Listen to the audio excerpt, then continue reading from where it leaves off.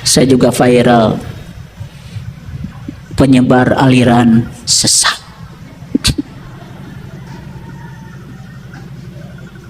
Saya tidak takut dan saya tidak malu, karena saya tidak melakukan kejahatan. Saya bukan koruptor, saya bukan penjahat, saya tidak merugikan banyak orang. Dan justru lewat kajian-kajian ini banyak orang-orang yang tersadarkan, tercerahkan, mereka yang mau. Saya tidak akan berhenti, saya akan terus melakukan ini. Ini kasih tahu Bapak Ibu, siap-siap aja dengan perubahan. Tapi Bapak Ibu begitu menyiapkan diri hanya di zona nyaman, tidak siap perubahan. Padahal perubahan itu hukum alam dan pasti terjadi. Pasti Bapak Ibu akan menolaknya. Betul? Pasti kelapar-keleper lah. Betul nggak? Jatuh? Jatuh. Jadi cerita ini kalau dipahami secara hakikat seperti ini, ada nggak manfaatnya buat kehidupan kita saat ini? Ada? Coba Bapak Ibu tahu ceritanya kan tentang ini? Oh dulu malaikat dan iblis disuruh sujud pada Adam. Ceritakan sama anak. Anaknya nanti cerita lagi pada anaknya. Dulu.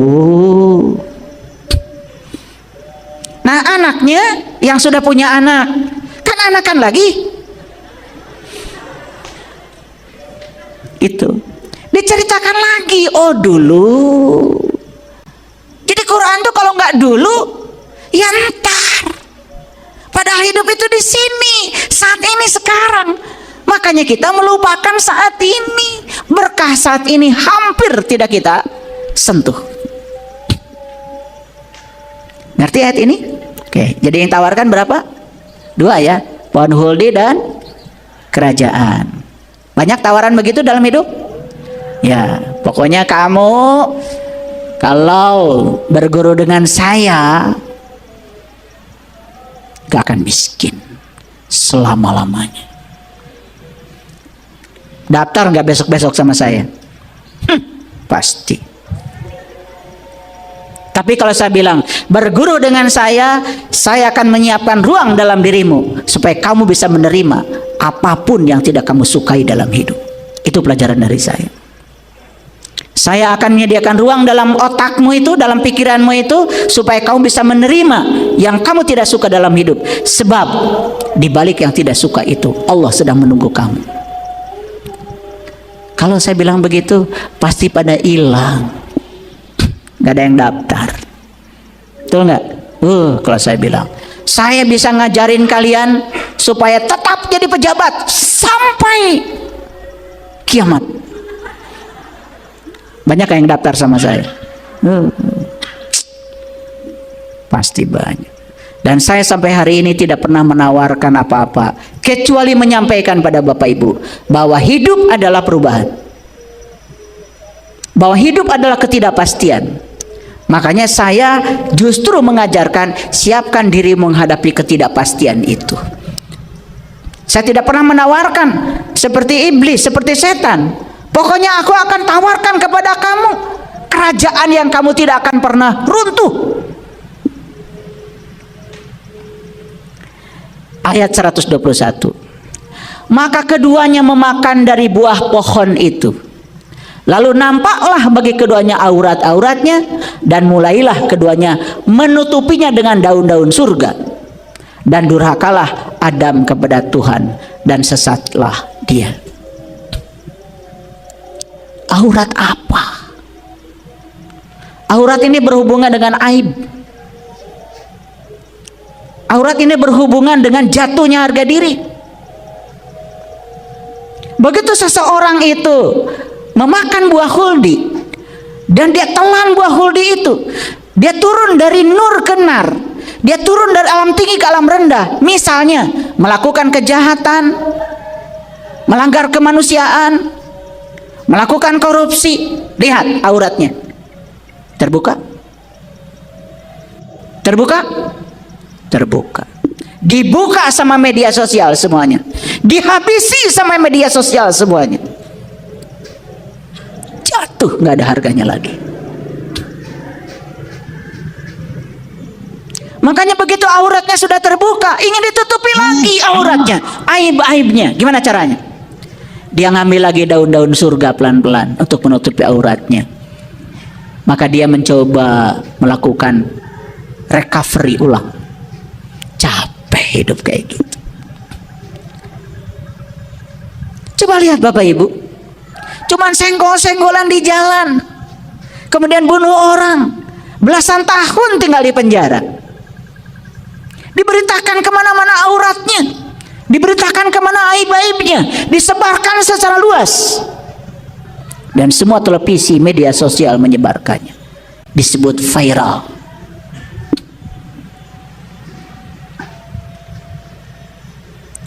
Saya juga viral, penyebar aliran sesat.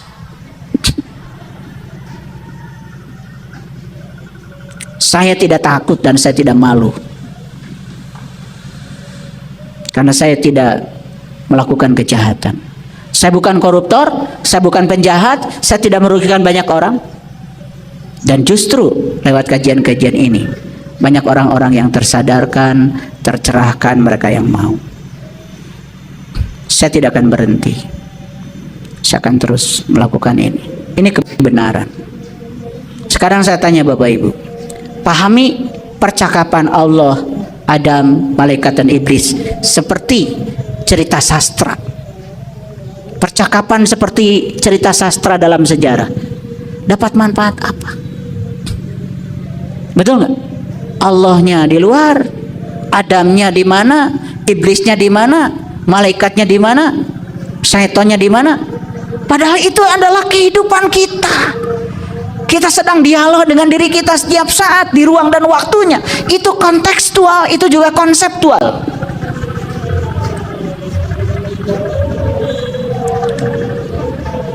Makanya jangan sampai kita mengalami brain rot tadi. Brain rot. Brain kita, otak kita terpapar oleh kedangkalan pengetahuan. Sehingga kita tidak bisa berpikir kritis lagi, tidak bisa berpikir kreatif lagi. Jujur, apakah Adam ini, kesadaran murni pada diri ini, sering jatuh? Sekarang mengerti? Ya. Jatuh dengan pasangannya. Yuk sekarang kita kembali. Makanya di dalam Quran, Summajtabahu Rabbuhu, kemudian Tuhannya memilihnya kembali kepadanya, fataba alaihi wahada, dan mendapatkan petunjuk. Gak apa-apa Bapak Ibu, gak apa-apa. Kalau Adam ini pernah jatuh, terusir dari surga, terusir dari nur menjadi nar, gak apa-apa. Sepanjang nar itu bukan untuk menggosongkan, sepanjang nar itu untuk mematangkan. Apinya kita kendalikan. Kalau dikendalikan kan masakan kita jadi enak, jadi enak. Goreng ikan enak, goreng pindang enak, semur jengkol jadi enak. Betul? Semua jadi matang, semuanya jadi sempurna. Kalau nar itu adalah cara semesta untuk mematangkan kita, nggak apa-apa, nggak apa-apa. Kadang-kadang kita harus diajarkan lewat kesalahan untuk menemukan kebenaran.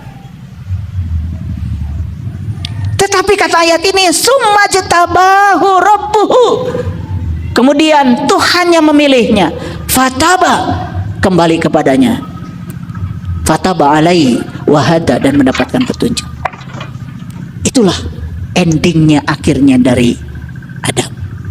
Dia pulang, dia kembali kepada kesadaran murni itu untuk memenuhi ayat innalillahi wa inna ilaihi raji'un. Gak apa-apa proses hidup kita seperti itu, gak apa-apa.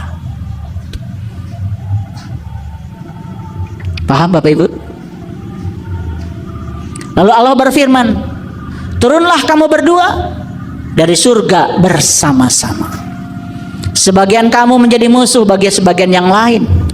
Maka jika datang kepadamu petunjuk dariku, Awas, akan datang petunjuk dariku. Lalu barang siapa yang mengikuti petunjukku, ia tidak akan sesat dan tidak akan celaka. Jadi maksudnya, yuk kembali kepada sistem awal, sistemnya Allah. Dengarkan suara kebenaran dari dalam dirimu, supaya kesadaran murnimu tidak dikelabui oleh hawa, oleh diri palsu. Keren nggak Bapak Ibu kalau Quran dipahami kayak gini? Keren nggak? Terasa nggak manfaatnya sekarang? Terasa, ya? Di mana dialog itu? Hebat. Perang Bharatayuda, ada peran-peran, ada Arjuna, ada Nakula, ada Sadewa, ada Yudhistira, ada Bima. Itu semua itu adalah cerita di dalam diri kita. Ada Duryodhana, peran itu. Ada Guru Bhisma, ada Guru Dorna. Tapi di dalam diri kita juga ada Krishna yang suka mengingatkan tentang kebenaran itu. Tapi kita kadang-kadang dengar Dorna, dengan Guru Bhisma, dengar Duryodhana, ya. Suara Krishna begitu jelas di dalam sini, gak mau kita dengar. Yuk sekarang, kalau kamu masih mau kembali kepadaku, kata Allah, kembalilah, kembalilah. Dan barang siapa berpaling dari peringatanku, maka sesungguhnya baginya penghidupan yang sempit.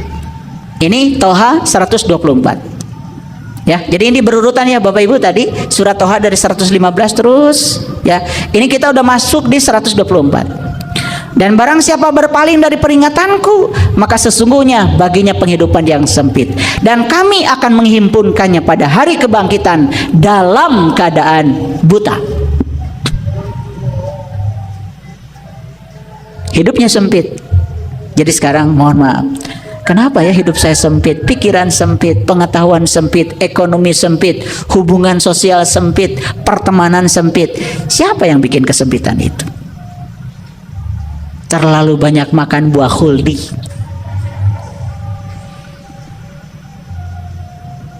Itu aja. Ya. Oke. Nah, kita sekarang hidup di dunia dengan laju perubahan yang sangat cepat. Setuju? Barangkali Bapak Ibu baru saja beli HP baru, sudah ada generasi lebih baru lagi. Baru saja beli laptop baru, sudah ada generasi baru lagi. Itu dalam sisi perubahan teknologi. Apalagi perubahan dalam sisi kehidupan, perubahan dalam cara berpikir, dalam budaya, dalam tradisi. Karena arus globalisasi tidak bisa dihentikan lagi. Laju perubahan tidak bisa kita kendalikan. Satu-satunya cara yang paling cerdas, yang paling jenius apa? Kita adaptif terhadap perubahan itu. Karena manusia yang akan hidup adalah mereka yang adaptif terhadap perubahan, bukan yang kuat, yang jenius. Makanya jenius dari kata jin. Kalau jin dalam diri kita itu, energi dalam diri kita yang tersembunyi itu, kita latih untuk hal yang positif, jadi jenius.